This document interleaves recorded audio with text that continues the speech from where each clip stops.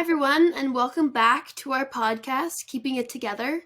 Today, I'm joined by Dr. Lindsay Crowshoe, my co-host, and our returning guest, Jarret Twoyoungmen. Good to see you guys. Today, we're continuing our conversation from our previous two episodes with Jarret, where we're talking about film. And today, like I said, we're joined by Lindsay, and we're gonna discuss that a little bit more in detail. Lindsay, do you want to take it away? Can do. Thanks, Bridget. And hey, Jarret, good to see you again. Hey. Yeah, thanks for the other two interviews. Bridget and I have been working through them. I think you mentioned just before we started that how much you loved editing. And we love it equally as much as how you described it. Actually, you find it super hard. It's like difficult. I think there's good and bad in it. The bad one's just the awful one. I love editing my own projects. That's the part that I love, but I hate editing other projects. I hate the most. The messiness of other people's work. Eh? They don't give me enough information, and so I'm just stuck doing them, and it sucks. I hate them. Well, I was wondering about that in terms of our conversation today, because there's a lot of life lessons in everything that we do. Hey, and it seems like making movies, all of the parts of it has life lessons. So, as a doctor, I was wondering if we can explore some of that. Because if I was to say to a patient, "Hey, there's many things for us to do that we could do to be well," and I could say, hey, maybe you could go out to the park, or maybe you can connect with elders, or maybe you can go to the gym and exercise, or maybe you can do some more reading, or maybe you can join a volunteer group, or whatever.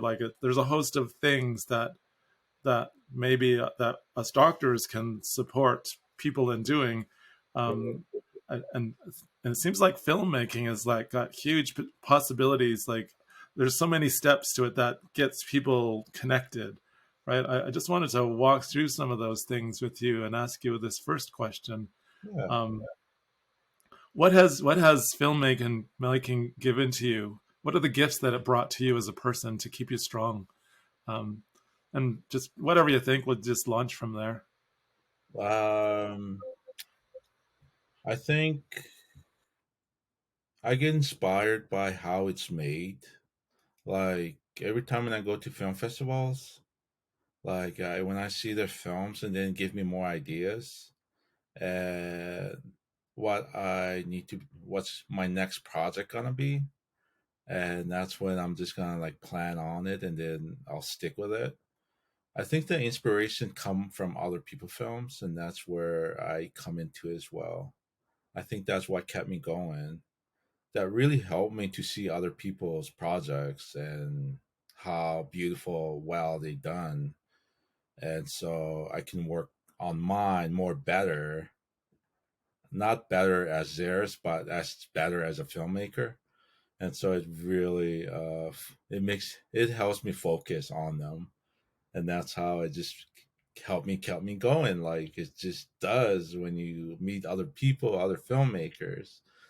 It feels like as for the people that I work with as Indigenous peoples, we kind of get bogged down with kind of like the hardness of life, and don't see the great possibilities in front of us. And when I work with young people, or any people that have grieving, or with mental health issues, being depressed, there's always this wall that says, I don't see myself doing things. But when you mentioned the idea of being inspired and the next project, it just made me think about that. That's a great dynamic that keeps us going, that keeps us well. And I wanted to acknowledge that, and ask you how, if as a doctor, if I was to say, hey, kid or adult, maybe find some things in your life that connects you to things, and filmmaking seems to be a way to go. What would be your recommendations for directing people to get into this field? Um,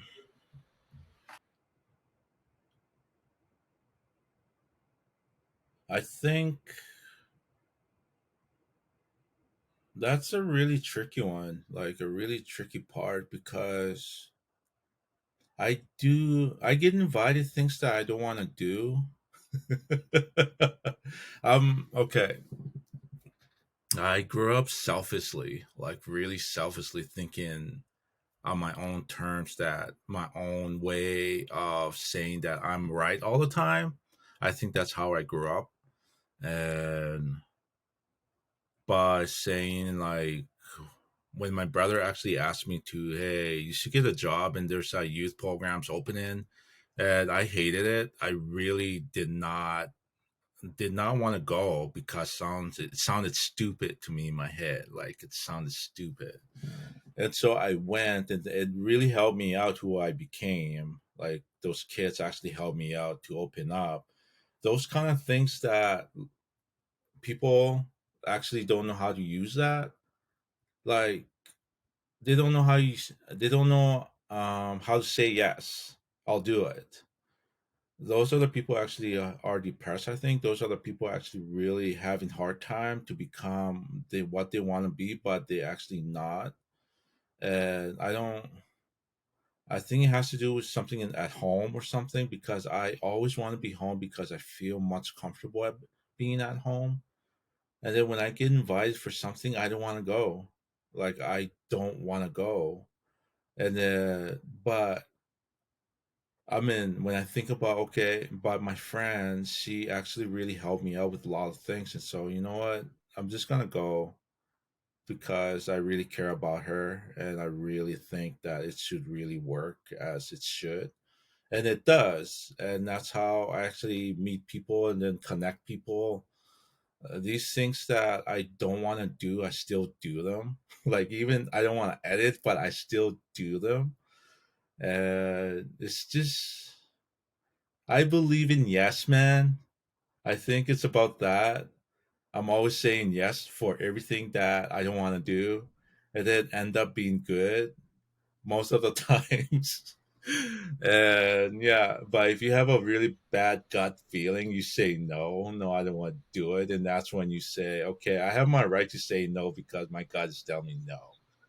It's it's like that for me. Like, I when I saw the Yes Man movie, that really, I'm like, yo, I've been doing that for a while too. Like, I've been saying yes for everything, and it got me really good deal with everything too. This should be there's someone should be actually running that too in the community. If you actually start saying yes, start things will start happening to you. Like, even doesn't matter how smart you are, doesn't matter how actually incredible, like, all these things that you have, you can still say yes about them. I think a lot of people are, I think, especially after the pandemic, a lot of people feel very safe in their comfort zones. I know, speaking from personal experience, like you said, Jarret, my house is like my safe spot. And what I'm getting out of it is the same thing. It's encouraging people to step out of their comfort zone and take advantage of the opportunities that are given to you. I know I'm the same way. Sometimes I get invited to do something and I'm like, I'd rather just stay home and like be cozy and comfy in my house. But then when like sometimes, people will be like, "No, come on, we're going to do it. We're just going to do it." I've had friends that just say, "I'm showing up at your house and knocking on your door. You're coming with me." I'm like, Hmm. "Okay." And Yeah. I go and I feel when I come back, I feel so much better, like more accomplished. And Yeah. even if it's something that I don't particularly enjoy, I'm still, taking advantage of the opportunity. And then I know after that, okay, it's not for me. Or you never know if you don't try, right? Hmm. You just got to get out of that comfortable spot. And I think, like I was saying, it's particularly important after COVID, because a lot of people have that comfort zone at home. Now Mhm. we got to take advantage of those opportunities. Now that things have kind of slowed down and restrictions are reduced, we got to take advantage of the opportunities and opportunities to get out of the house and do something cool. And I think that filmmaking is one of those things. If you have the opportunity to do that, give it a try. It goes for like other activities too. Go out, give it a try, step out of your comfort zone. It's Yeah, good for you. definitely. Yeah. The possibilities I think I see in filmmaking and identity is the ability to express yourself, right? And Hmm. explore complex things like identity or the roles, like how do you unravel the stereotypes of Indigenous peoples, right? Like Hmm. I often use the have used any movie that has been made around Indigenous people are like great resources to teach other people about stereotypes and stereotyping and the representation of Yeah. Indigenous peoples and how to like undo it all. So those are all critical learnings that I take from film. I think what inspires me is the possibility to retell it, right? Hmm. Um, how do you balance the ideas, our old ways, oral tradition, um, and is media and video and radio, are those the new ways for transmitting our how we would transmit our values and principles through our stories in the oral tradition way? Before I move ahead, I usually like ask the elders first. Yeah. Like, I have a story here, and then when I tell them a story, and then they'll be like, okay, that not basically the way it should, and then they always the one kind of direct me how to get it done right. The elders always like expect me, like, I want you to actually done it the way it should, and then they're the ones who actually tell me these visions, how what they have in their mind, and then I capture that, and then I just remake that as well. That's how I work with them too. And it's so interesting listening to them. I'm always around native, I mean, elders. I always around them every day, like almost every day. And then I always like ask them a whole bunch of questions, and then they always gave me the answers, and most of them don't know enough answers, and then they always give me another elder to talk to. And so, because I want to know about how can we actually get names like and Stony name, like a Nakoda name? How can I get my own name? And so they actually elders. I was like skipping around like that, and then until I got to the elder, and then he told me what to do. And and yeah, and after that, about a week later, and then I did what he told me, and it was the most interesting story. And then I thought, yo, I want this to be a documentary one day. And then, yeah, I got my own Stony name, and I thought that was really brilliant. And then, yo, and some of the elders does not use this Stony name because they don't want to present it to non-native people. He said because they don't need to hear it because all they want to hear is John or Joe or Jamie or whatever. They don't want to hear that long name because they're just so annoying. Because the elders are actually still living in the past. And then I did told them that, well, we're the new generation, that we actually are taking control a little bit here and there. We're not living in the residential schools anymore. We're not living in those days anymore.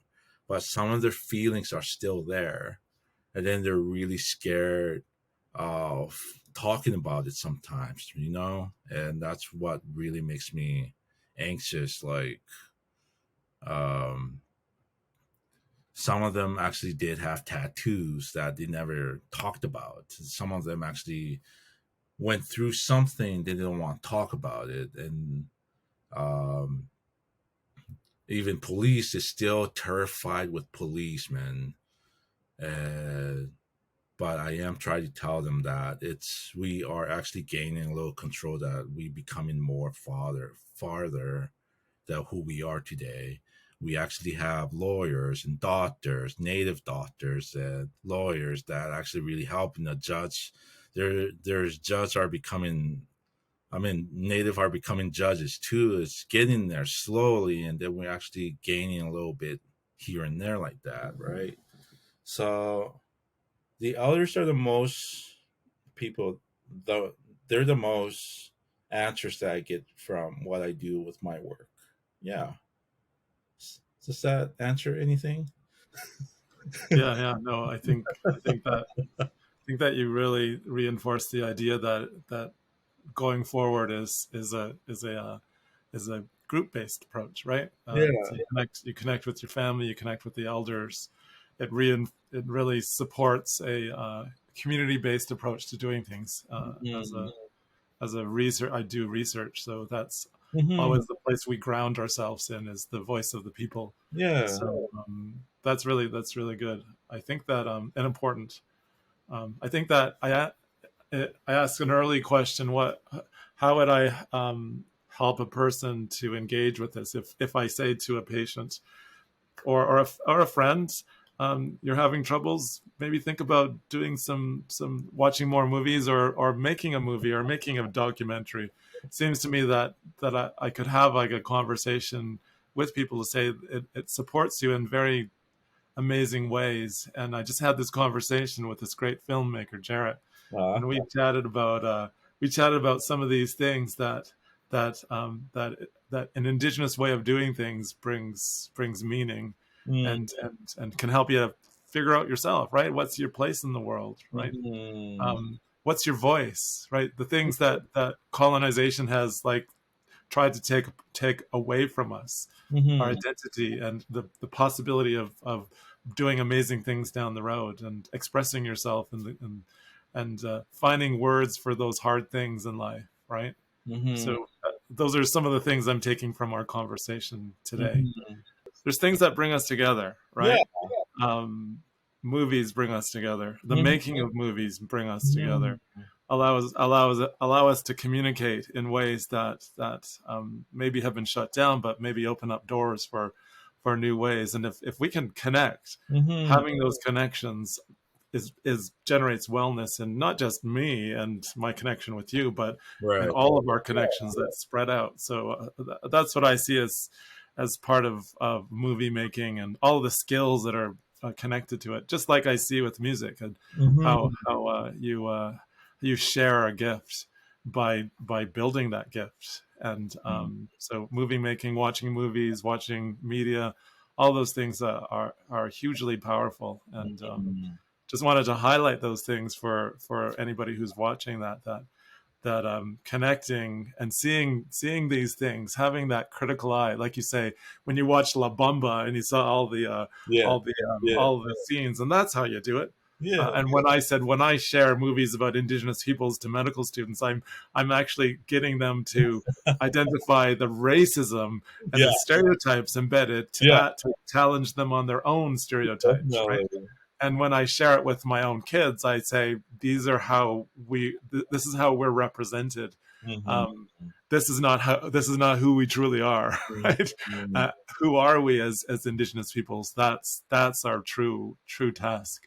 Yeah. And then again, the filming allows you to explore that on your own, Yeah. right? So anyway, it's a beautiful thing that you're doing. I just wanted to Thank say. you. Thank you. Thanks so much for joining us today, Jarret. As always, please feel free to connect with us and the rest of the KIT team on our social media pages linked down below. And once again, we'll link all of Jarret's information and some links to his films. And yeah, that's about it. Thanks again. We'll talk to you guys soon.